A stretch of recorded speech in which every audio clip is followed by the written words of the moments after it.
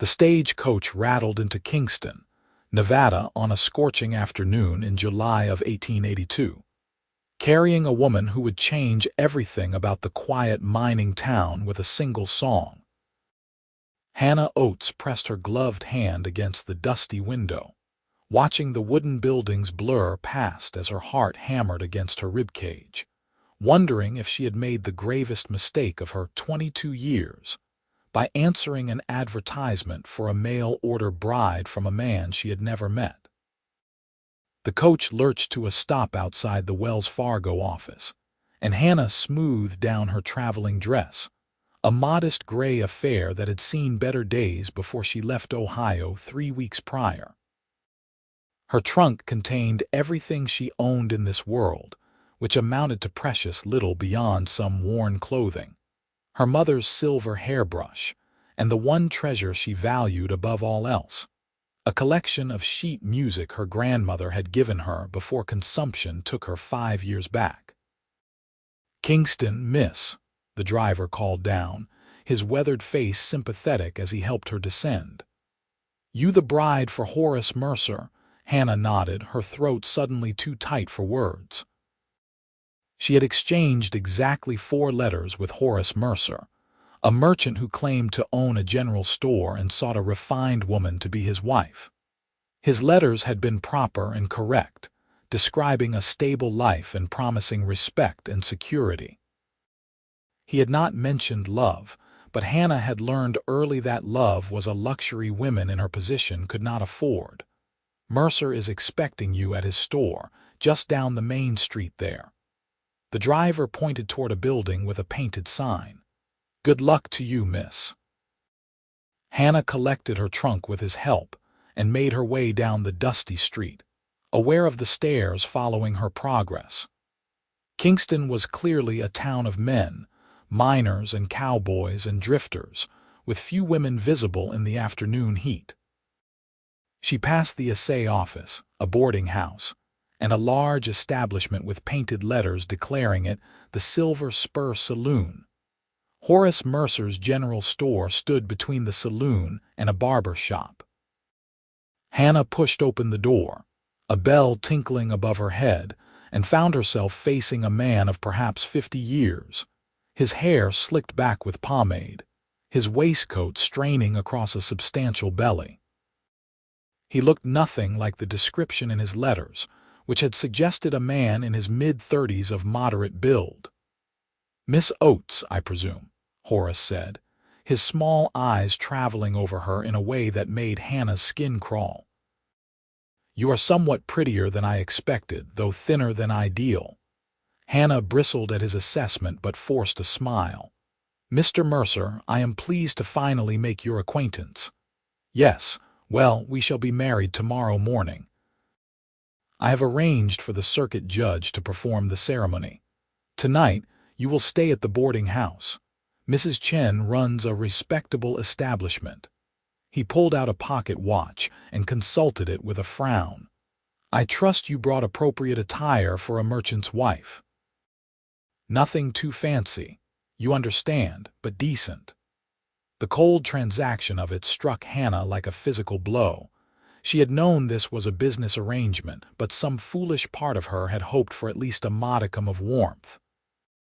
"I have a suitable dress, though I would appreciate the opportunity to wash and press it after such a long journey." "Naturally. Go settle yourself at the boarding house. We will discuss the particulars of our arrangement over dinner at 6 o'clock. I will collect you then." Horace turned back to his ledgers, dismissing her as thoroughly as if she were an unwanted delivery. Hannah left the store with her trunk, her eyes stinging with tears she refused to shed in public. She made her way to the boarding house, where a kind Chinese woman named Mrs. Chen showed her to a small but clean room on the 2nd floor. Left alone, Hannah sank onto the narrow bed and allowed herself a moment of doubt so profound it threatened to drown her. What had she done? She had traded the familiar misery of her sister's charity in Cincinnati for this strange wasteland where her future husband looked at her like merchandise and spoke to her with all the warmth of a banker discussing interest rates. She had no money to return home, even if home had been a place where she was welcome. Her brother-in-law had made it clear that 3 unmarried sisters were too many under his roof, and Hannah's 2 younger sisters had prior claim to his grudging hospitality. She had no choice but to see this through. Tomorrow she would become Mrs. Horace Mercer, and whatever dreams she had once harbored about love and partnership would be buried alongside her youth. That evening, Horace collected her as promised and took her to a restaurant that served adequate beef and potatoes. He spent the meal outlining his expectations. She would manage his household, which consisted of a small house behind the store. She would assist in the store when needed. She would comport herself with appropriate dignity at all times, and she would not prove to be expensive in her habits.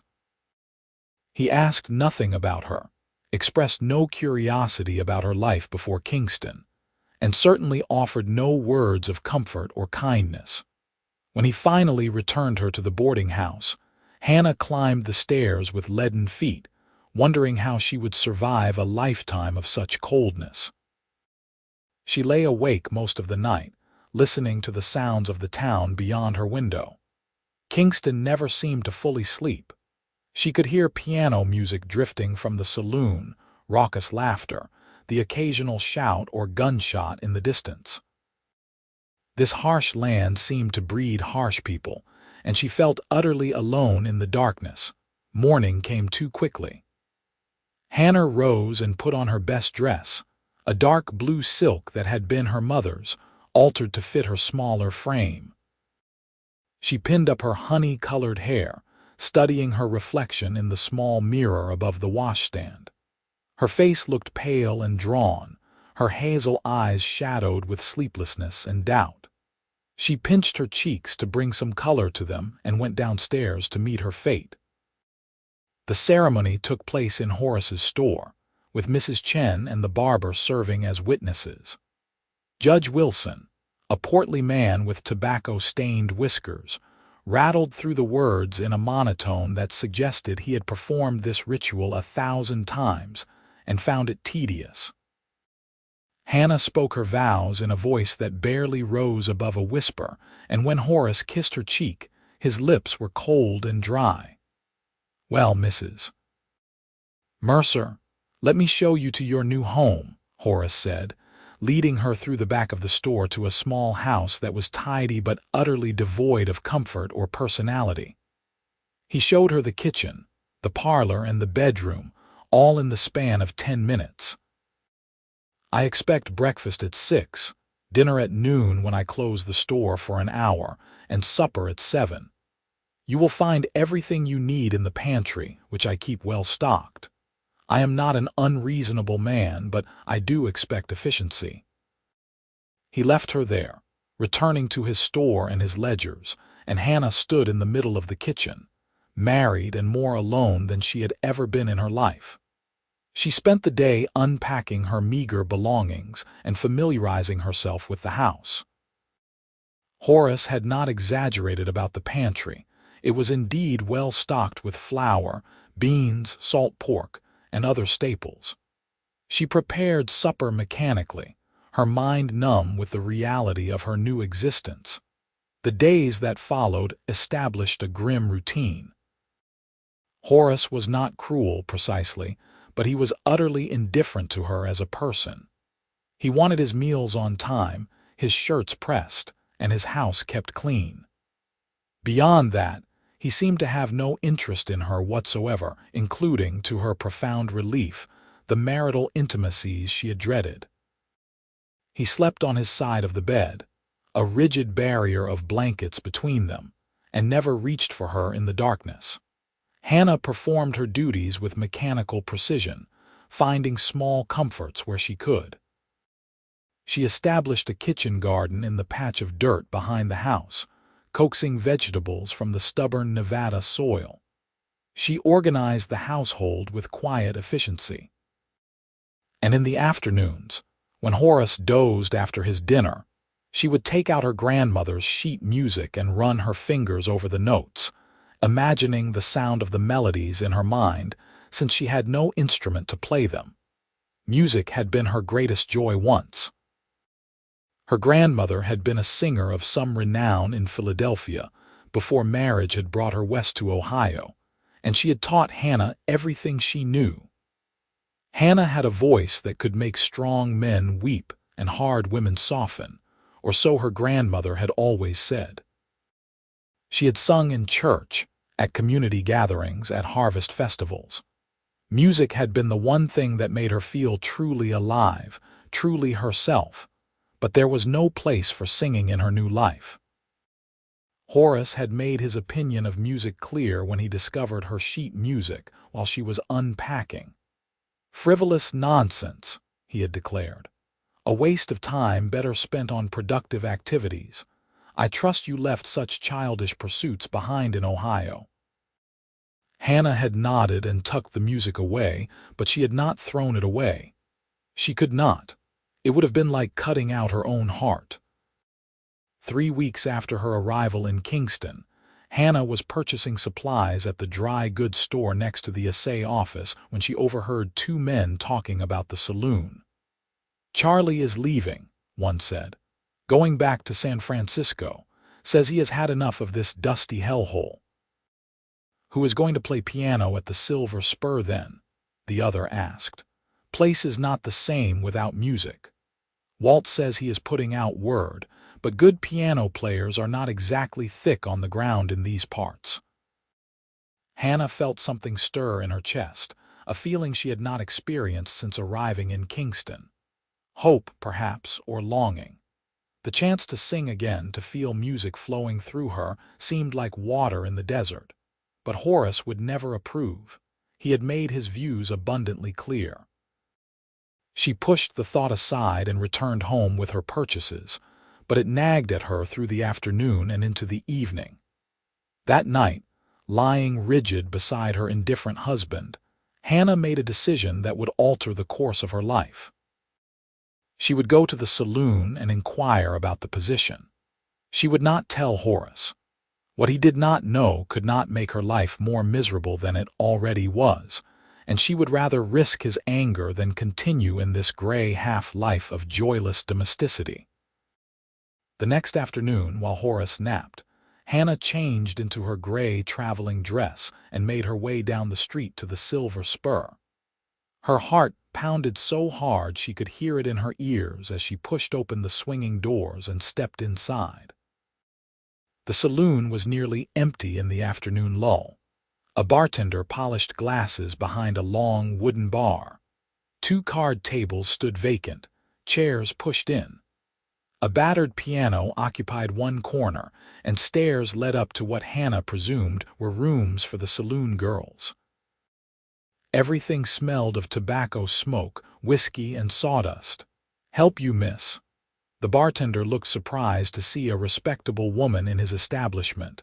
"I am looking for Walt. I understand he is the proprietor." "That would be me." A man emerged from a back room, shirt sleeves rolled to his elbows, a cigar clamped between his teeth. He was perhaps 40, with a weather-beaten face and shrewd eyes. "What can I do for you?" "I heard you need a piano player. I would like to audition for the position." Walt removed his cigar and studied her with undisguised astonishment. "You are Mercer's new wife, are you not?" "I am Mrs. Mercer, yes, but I am also a musician and I am seeking employment." "Does your husband know you are here?" Hannah lifted her chin. "What I do with my afternoons is my own concern. Do you want to hear me play or not?" A slow grin spread across Walt's face. "I like you, Mrs. Mercer. All right, let us hear what you can do.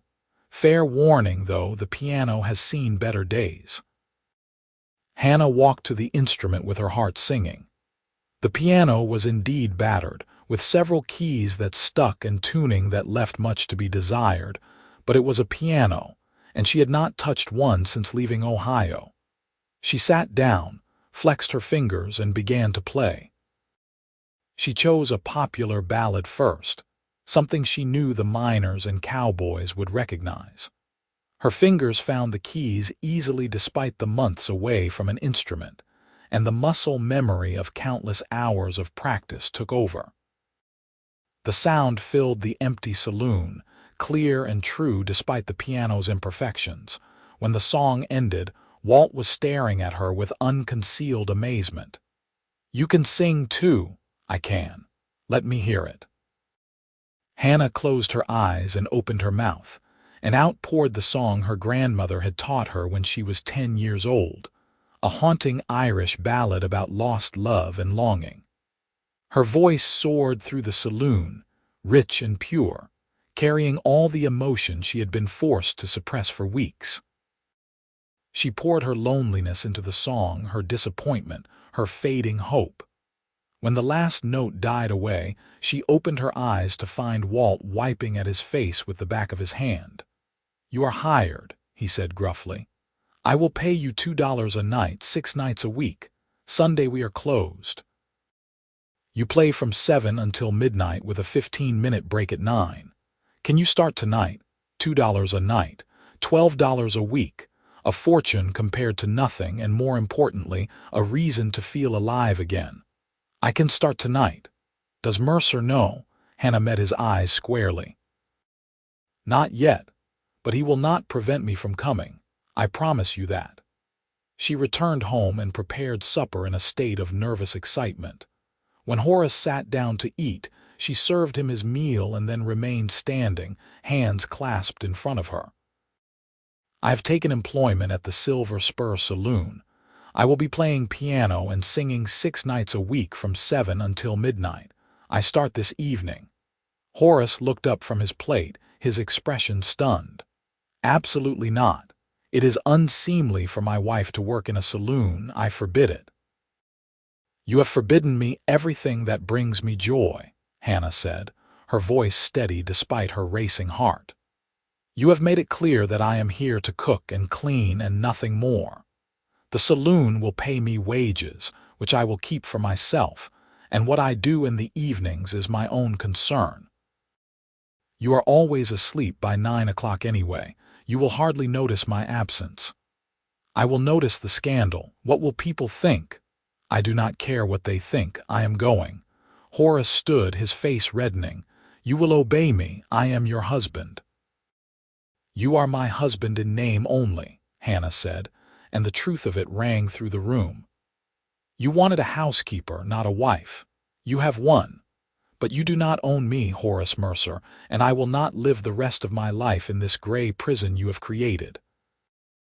I am going to sing, and you cannot stop me." She walked out of the house while he was still sputtering protests, her hands shaking but her spine straight. She had never defied anyone in her life, had always been the dutiful daughter, the compliant sister, the obedient woman. But something had broken loose inside her when she sang that afternoon, and she could not force it back into silence. The Silver Spur was filling up when she arrived at 7. Walt showed her to the piano and handed her a list of popular songs. "Play what you know, sing when the spirit moves you, and do not let the boys get too fresh. Anyone bothers you, you tell me or Big Mike over there." He indicated a massive man standing by the door, arms crossed over a barrel chest. Hannah sat down at the piano, her stomach fluttering with nerves, and began to play. For the first hour, she kept to background music, melodies the patrons could drink and gamble and talk over. The saloon filled steadily as the sun set, miners and ranch hands and drifters crowding the bar and tables. Smoke filled the air, along with the smell of whiskey and unwashed bodies. It was nothing like the refined parlors where she had performed in Ohio, but Hannah had never felt more alive. At 8 o'clock, Walt nodded to her. "Give them a song, Mrs. Mercer. Let us see what they think." Hannah transitioned from background music to the introduction of a popular ballad.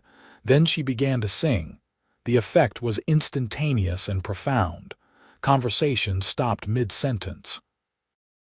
Men froze with cards in their hands, glasses halfway to their lips.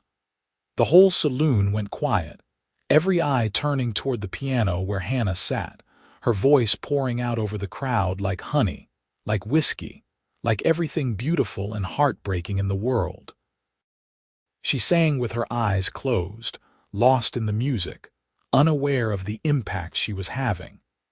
She sang about lost love and distant homes, about longing and loneliness, about all the things these rough men felt but could never put into words. Her voice reached into their chests and squeezed their hearts, reminding them of mothers and sweethearts, and everything they had left behind in their restless wandering. Among the crowd stood a cowboy, who had just ridden into town after 3 months driving cattle from Texas to the railroad in Reno. His name was Gabriel Cross, and he was 26 years old, with sun-bronzed skin, dark hair that needed cutting, and gray eyes that had seen too much of life's hardness for his age. He had planned to have a few drinks, maybe play some cards, then rent a room for the night before heading back to the ranch where he worked outside of town. But when Hannah began to sing, Gabriel froze with his whiskey halfway to his lips. He stared at the woman at the piano, transfixed. She was not beautiful in the conventional sense, too thin and too pale, with worry lines already forming between her brows despite her youth. But when she sang, she became something otherworldly, something luminous. And her voice went straight to his heart like an arrow, finding a target he had not known existed. Gabriel had been in love exactly once in his life, when he was 18 and too young to know better. The girl had married a banker and moved to California, and Gabriel had spent the subsequent 8 years building walls around his heart, determined never to be that vulnerable again.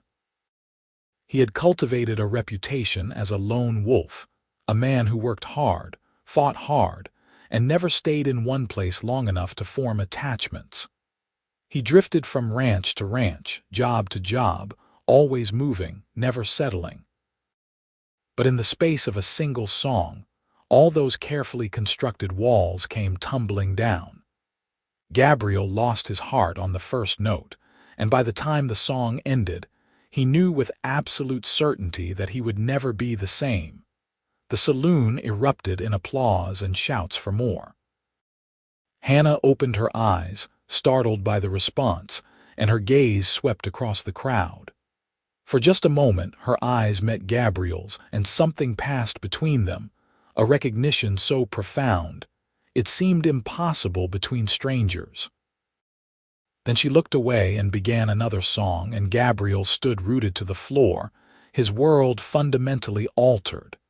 He stayed for her entire performance, nursing the same whiskey for 3 hours, listening to her sing. He did not approach her, did not even move from his spot near the bar. He simply listened and watched and felt his heart breaking and healing simultaneously with every note. At midnight, Walt called last rounds, and Hannah finished her final song. The applause was thunderous. Men shouted their appreciation, begging for more, but Walt shooed them toward the door. "The lady has done enough for one night. Come back tomorrow if you want to hear more." Hannah stood from the piano, exhausted and exhilarated. Walt pressed coins into her hand. "You are worth 10 times what I am paying you," he said gruffly. "That was the best night of business I have had in months. Every man in here will be back tomorrow, and they will tell their friends." Hannah walked toward the door, her steps light despite her weariness. Gabriel watched her go, still frozen in place, his mind racing. He needed to talk to her, to tell her what her singing had done to him, but he had no words for something so immense. And besides, he had noticed the ring on her finger. She was married, off limits, untouchable, but even knowing that could not stop his heart from calling out to hers. Hannah walked home through the dark streets, humming softly to herself. Horace was already asleep when she slipped into the house. She undressed quietly and slid into bed, her body tired but her spirit soaring. She had not felt this alive since her grandmother's death.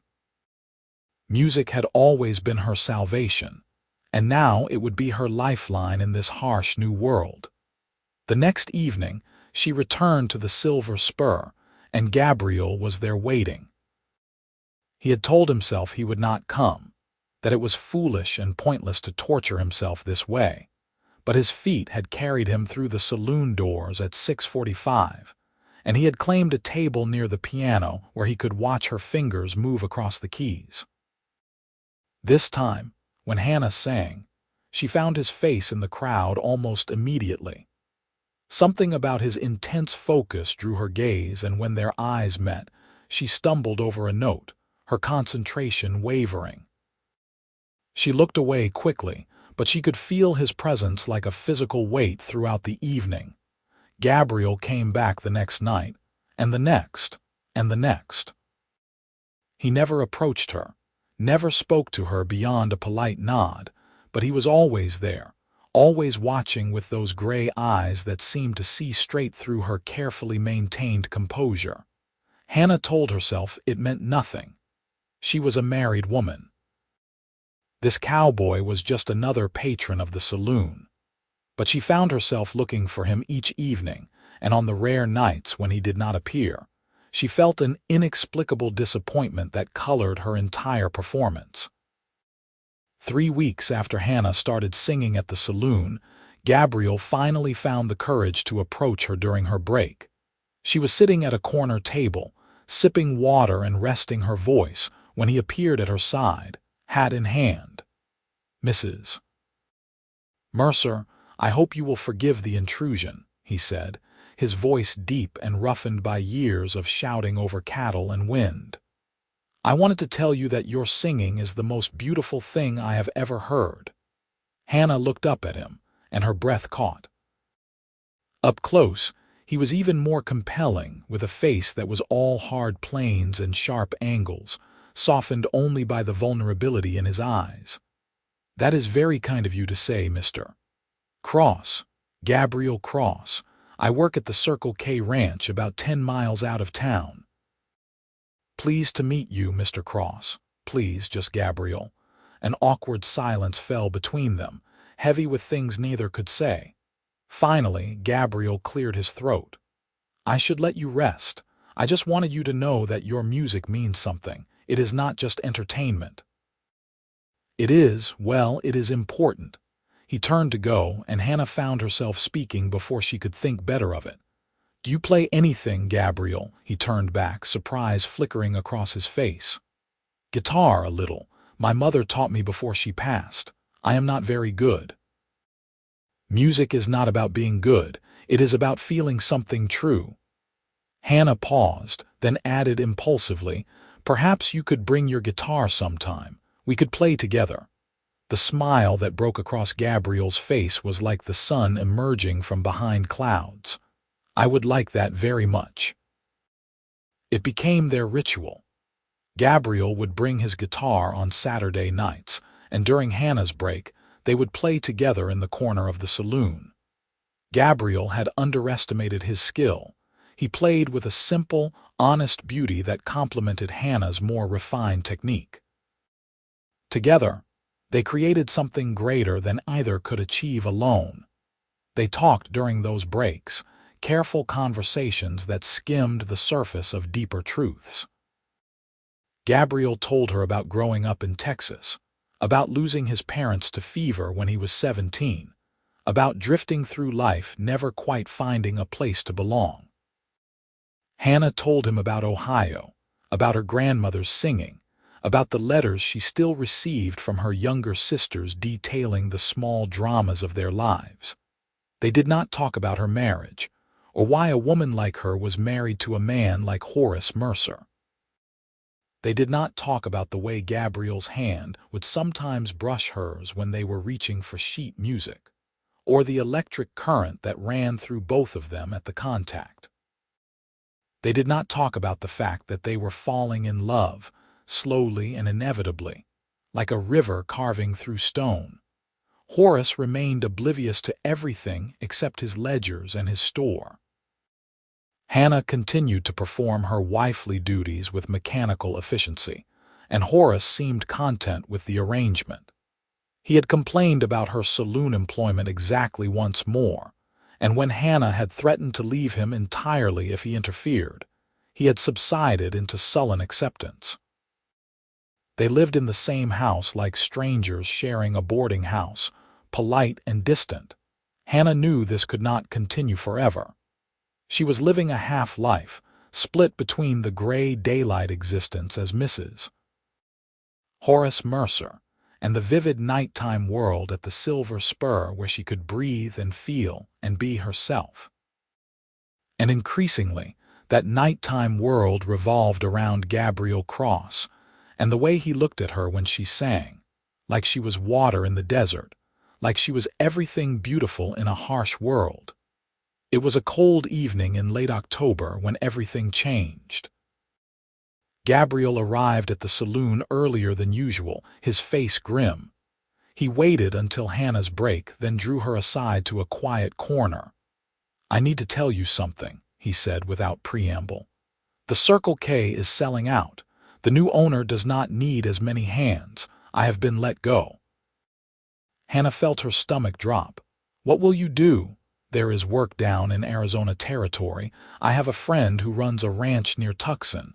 He has offered me a foreman position. Good pay, steady work." Gabriel's jaw was tight. "I am leaving next week." "I see." Hannah's voice came out barely above a whisper. She had known this day might come, but she had not prepared herself for the devastation that swept through her at his words. "Come with me." The words hung between them, impossible and tempting. Hannah stared at him. "I am married, Gabriel."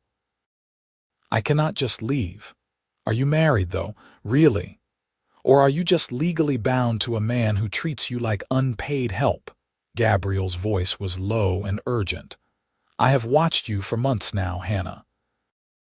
I see how you light up when you sing, and I see how that light goes out when you walk out those doors at the end of the night. You are dying by inches in that house. I cannot stand by and watch it anymore." "What are you saying?" "I am saying I love you. I have loved you since the first moment I heard you sing, and I love you more with every passing day. I am saying that life is too short and too hard to spend it with someone who makes you miserable. Come with me to Arizona.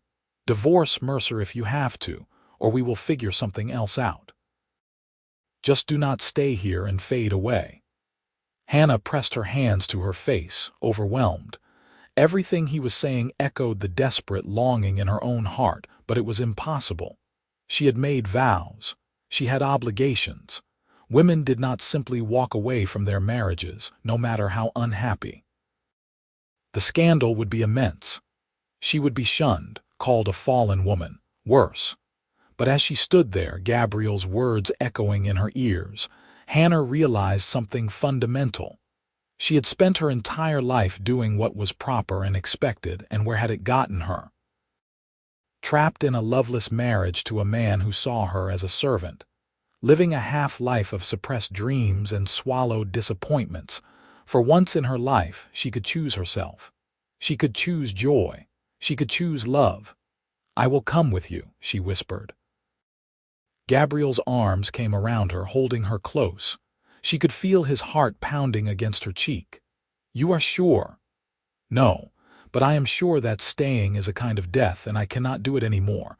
I love you, Gabriel Cross. I think I have loved you since the moment I saw you standing there, listening to me sing like it meant something. It meant everything." They made their plans in hurried whispers. Gabriel would leave town openly, no one suspecting anything unusual.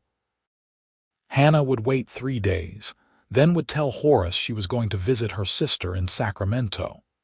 Instead, she would take the stage to Reno, where Gabriel would be waiting, and together they would travel south to Arizona and a new life. Those 3 days were the longest of Hannah's life.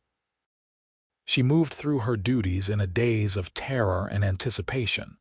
She sang at the saloon as usual, giving no sign that anything had changed. Horace noticed nothing as usual. On her final night at the Silver Spur, Walt pulled her aside. "You are leaving," he said. It was not a question. Hannah started to deny it, but Walt held up a hand. "I am not blind, girl. I have seen the way you and that cowboy look at each other, and I saw how you nearly broke down when he said goodbye the other night. Walt, save it. I am not here to judge. Mercer is a cold fish, and you deserve better. I just want to say thank you for these months. You brought something special to this place, and we will all miss you." He pressed a heavy leather pouch into her hands. "This is your wages plus a little extra. Call it a bonus for a job well done." Hannah hugged him, tears streaming down her face. "Thank you for giving me a chance to sing again. It saved my life." "Get out of here before I get sentimental," Walt said gruffly, but his eyes were suspiciously bright.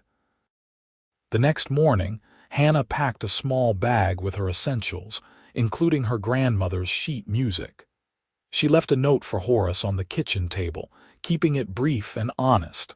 "I cannot stay. This marriage is not a marriage, and I will not spend my life in misery. I have filed for divorce through a lawyer in Reno. You will receive the papers shortly.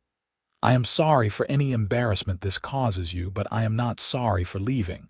She walked to the Wells Fargo office with her head high, aware of curious stares but refusing to show shame. Let them think what they wanted. She was choosing herself, choosing love, choosing life. The stage to Reno left at 9 o'clock sharp. Gabriel was waiting at the Reno depot, pacing the platform like a caged animal.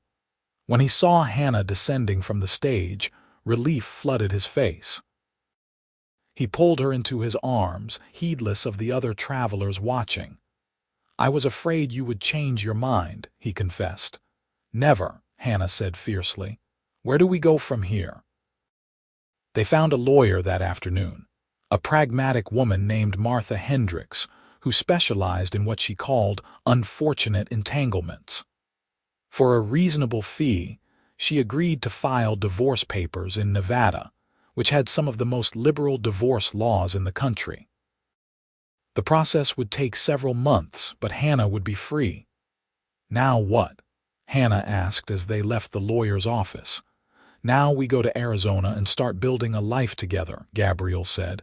"It will not be easy. There will be talk. People will judge. But we will have each other, and that is enough." They traveled south through Nevada into California, then crossed into Arizona territory in mid-November. The journey took 2 weeks, and every mile put more distance between Hannah and her old life. She felt herself breathing easier with each passing day, the tightness in her chest gradually loosening. Gabriel's friend owned a ranch outside of Tucson called the Running W. Samuel Warren was a big, boisterous man with a ready laugh and a generous spirit. His wife Rosa was Mexican, a fact that had caused them considerable difficulty, but had not dimmed their love for each other. They welcomed Hannah and Gabriel without judgment, offering them the foreman's house, a small adobe structure that was cozy and comfortable. "We do not ask questions about people's pasts here," Rosa said kindly. "We care about who you are now and what you do going forward. You are welcome here for as long as you want to stay." Those first months in Arizona were hard work, but filled with a happiness Hannah had never known. Gabriel worked from dawn until dusk, managing the ranch hands and overseeing the cattle operation. Hannah helped Rosa with the household and garden, learning to cook Mexican food and speaking Spanish. In the evenings, she and Gabriel would sit on their small porch and play music, her voice carrying across the desert landscape. The divorce was finalized in March of 1883. Martha Hendricks sent word through the telegraph office in Tucson, and Gabriel rode into town to retrieve the official papers. He came home that evening with the documents in one hand and a small velvet box in the other. "I know we have been living as man and wife already," he said, dropping to one knee in their tiny parlor, "but I want to do this right. Hannah Oates, will you marry me?" "Really marry me? in front of God and witnesses and anyone else who cares to watch. Hannah was crying too hard to speak, so she just nodded frantically until Gabriel stood and swept her into his arms. They were married 3 days later by a justice of the peace in Tucson, with Samuel and Rosa standing as witnesses. Hannah wore a simple cream-colored dress that Rosa had helped her sew, and Gabriel wore his best shirt and a borrowed jacket. It was nothing like the cold, transactional ceremony with Horace Mercer. This was joy and love and the promise of a real partnership. "I love you," Hannah whispered as they exchanged rings, simple gold bands that Gabriel had purchased with his first month's wages as foreman. "I love you more than I thought it was possible to love anyone," Gabriel replied, his voice rough with emotion. "I am going to spend the rest of my life making sure you never regret choosing me." "Impossible," Hannah said and kissed him. Their wedding night was everything Hannah had never experienced with Horace. Gabriel was gentle and patient, treating her like something precious. They took their time learning each other, and when they finally came together, it was with a tenderness and passion that left them both shaken. Afterward, they lay tangled together in their small bed, and Hannah felt like she had finally come home. Life on the ranch settled into a comfortable rhythm.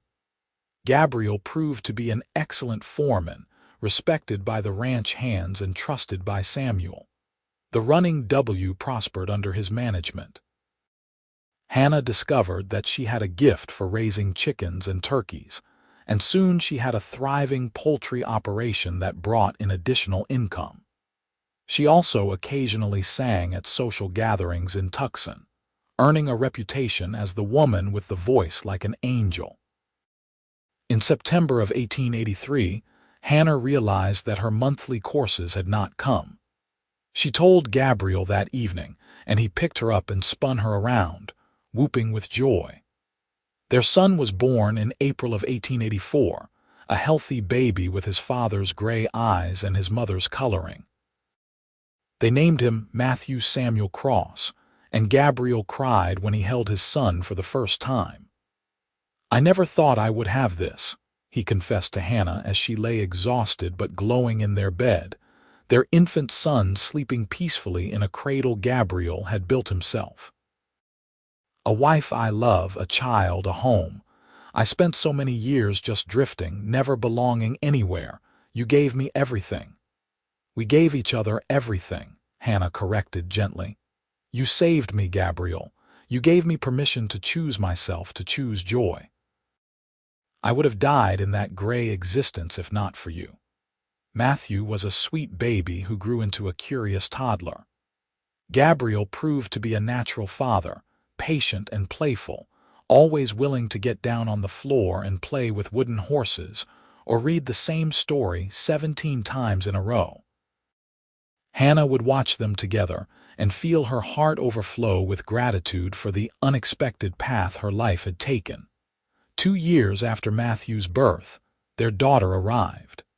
They named her Grace Elizabeth Cross, and she was born with her mother's voice, singing before she could properly talk. The house was filled with music and laughter, and the controlled chaos of raising 2 small children while managing ranch responsibilities. In 1889, when Matthew was 5 and Grace was 3, an unexpected letter arrived from Ohio. It was from Hannah's youngest sister, Margaret, now 21 and desperate.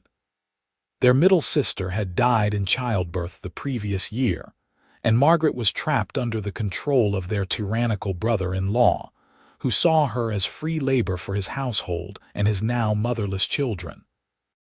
Hannah showed Gabriel the letter. "She is asking if she can come stay with us, just until she can figure out what to do, find employment or perhaps a husband." Gabriel did not hesitate. "Of course she can come. Write her back immediately. We will send money for her passage." Margaret arrived 6 weeks later, thin and haunted, but with a spark of determination that reminded Hannah of herself. She proved to be a godsend, wonderful with the children and eager to help with the household. Rosa took her under her wing, teaching her cooking and sewing. And gradually, Margaret began to bloom like a flower finally receiving water. A year after her arrival, Margaret married one of the ranch hands, a quiet, kind man named Thomas Miller, who worshipped the ground she walked on. Hannah stood beside her sister on her wedding day, thinking about the two roads they had both traveled to reach happiness, the false starts and hard choices that had ultimately led them to where they belonged. The years flowed past like water. Matthew grew into a serious, thoughtful boy who loved horses and mathematics. Grace was pure sunshine, singing constantly, her voice developing into something remarkable as she grew older.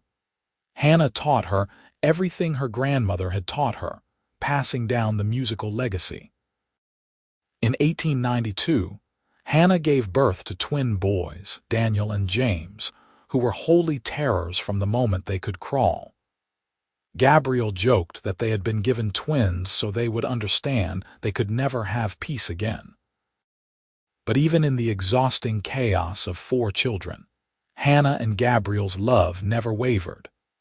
They made time for each other, stealing moments alone to play music on the porch after the children were asleep, or taking early morning rides across the desert before the ranch work began. Samuel and Rosa became like parents to them both, filling the void left by their lost families. When Samuel's health began to fail in 1895, he called Gabriel to his bedside. "I am leaving the running W to you and Rosa jointly," he said. "You have earned it 100 times over. This ranch has prospered because of your hard work and intelligence. Promise me you will take care of Rosa when I am gone, and that you will keep this land in the family." Gabriel made the promise with tears streaming down his face. Samuel passed 2 weeks later, peacefully in his sleep with Rosa holding his hand. The grief was profound but bearable because they had each other to lean on. Gabriel ran the ranch with the same dedication he had shown as foreman, and under his leadership, the running W continued to thrive. He hired good men, treated them fairly, and built a reputation for integrity that spread throughout the territory. When Arizona achieved statehood in 1912, Gabriel was asked to run for the state legislature, but he declined. He had found his place, and it was here on this land with his family. Hannah never returned to Kingston, Nevada. She had no desire to revisit that chapter of her life. She heard through occasional letters from Walt that Horace Mercer had remarried 6 months after she left, a widow looking for security who apparently suited him far better than Hannah ever had. The news filled her with relief rather than jealousy. Everyone had ended up where they belonged. As the children grew, the house remained filled with music. Grace developed into a stunning singer, and when she was 17, she was offered a position at an opera house in San Francisco. It was Hannah's worst nightmare and greatest hope combined, but she encouraged her daughter to take the opportunity, to experience the world of professional music that Hannah herself had only dreamed of. "Are you sure?" Gabriel asked that night as they lay in bed, Hannah crying quietly into his shoulder. "We could tell her no. She would stay if we asked." "That is exactly why we cannot ask," Hannah said. "She deserves to chase her dreams without the weight of parental expectations or disappointment. If singing is truly her calling, she will thrive. If not, she will come home and we will still be here." Grace left for San Francisco in the fall of 1901, and the house felt emptier without her bright presence. But she wrote faithfully every week, detailing her experiences, her triumphs and frustrations. She came home twice a year, and each time she arrived with new stories and new songs. She never married, claiming that music was her great love, and Hannah understood that completely. Matthew became a veterinarian, studying in Tucson, and then returning to the ranch to set up a practice. He married a teacher named Sarah, and they gave Hannah and Gabriel 6 grandchildren. The twins went into business together, opening a general store in Tucson that became wildly successful. Both married and produced large families, and soon the holidays at the Running W Ranch were boisterous affairs with dozens of people crowded around extended tables. Rosa lived until 1918, sharp-minded until the end. She died peacefully at 86, and Hannah grieved her like the mother she had been. They buried her next to Samuel on a hill overlooking the ranch and planted roses on her grave because she had loved them. Gabriel and Hannah grew old together, their bodies weathering like the landscape around them, but their love never diminishing. Gabriel's hair turned silver, and his hands grew gnarled from decades of hard work. Hannah's voice lost some of its power with age, but gained in warmth and depth what it lost in range. They still played music together on the porch most evenings, a ritual begun in a saloon in Nevada decades earlier. On their 30th anniversary in 1913, Gabriel took Hannah back to the spot where he had first heard her sing. The Silver Spur was long gone, Kingston reduced to a ghost town after the silver played out.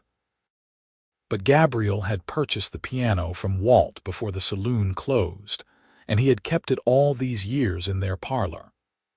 That anniversary evening, Hannah sat down at the old battered piano and sang the first song she had performed the night Gabriel walked into that saloon and lost his heart. Her voice was not what it once was, but it did not matter. Gabriel listened with the same rapt attention he had shown 30 years earlier, his eyes full of love and wonder. When the song ended, he crossed the room and took her hands in his. "I would do it all again," he said. "Every moment, every hardship, every blessing. I would choose you 1,000 times over." "As would I," Hannah replied, her heart so full it felt like it might burst. "You gave me back my music, Gabriel, but more than that, you gave me myself. You gave me permission to be fully alive." They held each other as the sun set over the Arizona desert. Two people who had found each other against all odds and built a life of such richness and joy that it seemed impossible that it had all started with a desperate mail-order bride answering an advertisement in an Ohio newspaper. In 1925, Hannah and Gabriel celebrated their 42nd anniversary surrounded by children, grandchildren, and great-grandchildren. The Running W Ranch had been split among the children, with Matthew managing the main house and operations. Gabriel and Hannah lived in a smaller house on the property, close enough to be involved but far enough to have peace and privacy. Gabriel's health had been failing for several months, his heart growing weaker. He refused to complain, but Hannah could see the effort it took for him to accomplish simple tasks. She stayed close, never wanting to be far from his side, terrified of losing him. On a warm October evening, they sat together on their porch as they had done thousands of times before. The sun was setting, painting the sky in shades of orange and purple. Gabriel held Hannah's hand, his grip weak but steady. "Sing for me," he asked softly. Hannah's eyes filled with tears, but she nodded. She sang the Irish ballad her grandmother had taught her, the one she had sung the first night at the Silver Spur, the one that had captured Gabriel's heart. Her voice was thin and wavering now, but it still carried all the emotion, all the love, all the life they had shared. Gabriel listened with his eyes closed, a small smile on his face. When the last note faded, he squeezed her hand gently. "That is the most beautiful sound in all of creation," he whispered. "I am the luckiest man who ever lived." He passed that night, peacefully in his sleep with Hannah beside him. She held his hand and sang to him softly through his last hours, surrounding him with the music that had brought them together. When he finally slipped away, Hannah felt like part of her soul went with him. But even in her grief, she was grateful. They had been given 42 years when they might have had none. They had built a life of love and meaning in a harsh land that did not easily yield either. The funeral was enormous, hundreds of people coming to pay their respects to a man who had been respected throughout Arizona as a fair boss, a devoted husband and father, and a man of unshakable integrity. Hannah stood beside the grave with her children and grandchildren surrounding her, and she sang one final song for Gabriel, her voice breaking but true. It was a hymn about grace and redemption, about souls finding each other across the divide, about love that transcended even death. Hannah lived another 6 years after Gabriel's death. She remained on the ranch, still involved in the daily rhythms of the place, still playing music on the porch in the evenings, though now she played for an audience of one, wherever Gabriel's spirit might be listening. Grace came home from San Francisco to care for her mother in those final years, and they spent long afternoons singing together, their voices interweaving in harmonies that made strong men weep. Hannah Cross died peacefully in her sleep on a spring morning in 1931, 3 months shy of her 71st birthday.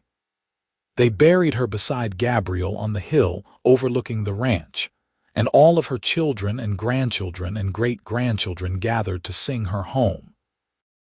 Grace sang a solo, her mother's favorite Irish ballad, her powerful voice carrying across the desert landscape, and everyone present agreed they could hear two voices blending together, as though Hannah and Gabriel were singing together once more.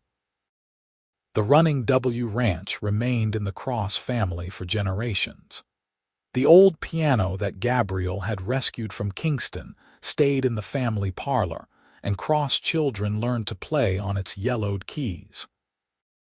The story of how Hannah and Gabriel met became family legend, told and retold until it took on an almost mythical quality. The mail-order bride who sang and made a whole saloon go quiet.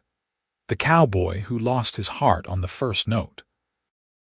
The love that was strong enough to overcome scandal and distance, and all the hardships of building a life in an unforgiving land.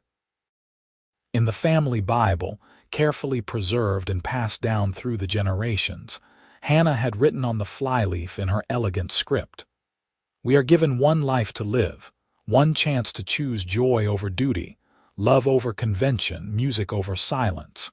Choose bravely, choose with your whole heart. Never settle for half a life when you could have the whole beautiful, messy, glorious thing. Love as though your happiness depends on it, because it does." Matthew's daughter discovered those words when she was 18 and wrestling with the decision to leave the ranch to study medicine, something her father opposed. She took her great-grandmother's advice to heart, made the brave choice, and became one of the first female doctors in Arizona. She named her own daughter Hannah, continuing the legacy of courage and determination. Grace never married, but she had a long and illustrious career in opera, performing in houses across America and Europe. She retired at 50 and returned to the ranch, where she established a music school for local children, teaching them piano and voice, and passing on the musical legacy her grandmother had given her. She lived to be 92, sharp and fierce until the end, and she was buried beside the old piano she had learned on, which was placed in her coffin at her request. The twins' general store in Tucson grew into a chain across Arizona, and their descendants continued to run it into the 21st century. Every store had a small plaque near the entrance that read, "Founded by Daniel and James Cross, sons of Gabriel and Hannah Cross, whose courage and love built the foundation of this family." The story of Hannah and Gabriel became more than family legend. A historian researching the history of mail-order brides in the American West discovered Hannah's story through court records and newspaper accounts, and wrote a book about it in 1967. The book became a bestseller, introducing a new generation to the tale of the woman who defied convention for love and the cowboy who heard her sing and gave his heart forever. Tourists began visiting Kingston, now a preserved ghost town, specifically to see the site where the Silver Spur Saloon had stood. A historical marker was installed in 1975, commemorating the place where Horace Mercer had sung and changed the course of her life. The marker read, "On this site stood the Silver Spur Saloon, where in 1882 Oates sang and captured the heart of cowboy Gabriel Cross." Their subsequent marriage, built on genuine love and mutual respect, produced a family dynasty that helped shape Arizona territory and beyond. This marker stands as a testament to the courage it takes to choose love over convention and the extraordinary lives that can result from that choice. The Running W Ranch remained operational into the 21st century, managed by Cross descendants who honored their ancestors' legacy of integrity, hard work, and devotion to family. The small house where Hannah and Gabriel had lived was preserved as it had been, with the old piano still standing in the parlor, its keys yellow with age but still capable of producing music. Visitors to the ranch could tour the house and see the sheet music that Hannah had brought from Ohio, carefully preserved behind glass, along with photographs of the couple at various stages of their life together. One photograph in particular captured them on their 30th anniversary, standing beside that old piano. Gabriel's hand rested on Hannah's shoulder, and they were both smiling at each other rather than at the camera, caught in a moment of private joy. The love in their faces was so evident, so powerful that everyone who saw the photograph felt it like a physical thing. That was what love looked like, the picture seemed to say. That depth of connection, that profound partnership, that choice made every day to honor and cherish each other despite whatever challenges life presented. In 2015, the state of Arizona declared February 14th as Gabriel and Hannah Cross Day, honoring them as exemplars of true love and the pioneering spirit that built the state. Schools taught their story as part of state history. A musical based on their lives premiered in Phoenix to rave reviews. Their story continued to inspire people, reminding them that it was never too late to choose happiness, that love could be found in the most unexpected places, and that courage and authenticity were always rewarded. But perhaps the greatest testament to Hannah and Gabriel's love was not in history books or museum displays or state holidays. It was in the dozens of descendants who carried their DNA and their values forward into the world. Doctors and teachers, ranchers and businesspeople, musicians and soldiers, all of them carrying some piece of Hannah's courage and Gabriel's devotion. They made brave choices in their own lives, choosing love over convenience, passion over security, truth over comfort. They sang when their hearts moved them to sing. They stood up for what was right even when it was difficult. They loved fiercely and completely, just as their ancestors had shown them. The Cross family reunions, held annually at the Running W Ranch, were legendary affairs, with hundreds of people gathering to celebrate their shared heritage. At every reunion, someone would play the old piano and sing the Irish ballad that Hannah had sung that first night, the song that had captured Gabriel's heart. And every person present, from the oldest to the youngest, would feel the presence of those two remarkable people who had started it all with a single moment of connection in a Nevada saloon. Their grave on the hill overlooking the ranch was never without flowers.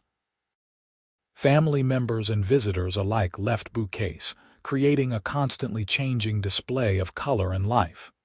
The headstone was simple: Gabriel Cross, 1856–1925, and Hannah Cross, 1860–1931.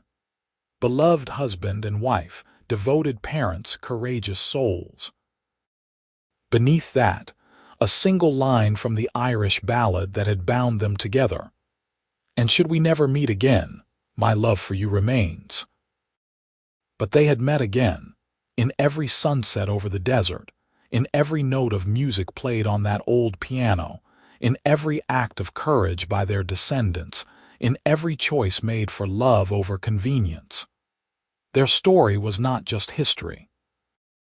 It was a living testament to the transformative power of authentic love, the kind that sees truly and accepts completely, the kind that makes people better than they ever imagined they could be.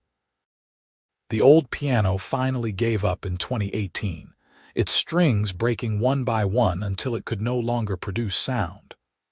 The family gathered for a small ceremony, acknowledging the end of an era. But Matthew's great-great-granddaughter, herself named Hannah, had commissioned an exact replica to be built by a master craftsman in Phoenix. The new piano was installed in the old house, and at the installation ceremony, young Hannah sat down and played the Irish ballad, her voice rising clear and true over the desert landscape, and everyone present swore they could hear two other voices joining in, harmony from beyond the veil. And so the music continued, as it always would, because Hannah and Gabriel had taught their family that music was more than entertainment. It was connection. It was truth. It was the language the soul spoke when regular words failed. It was the thread that bound hearts together across distance and time, and even death itself.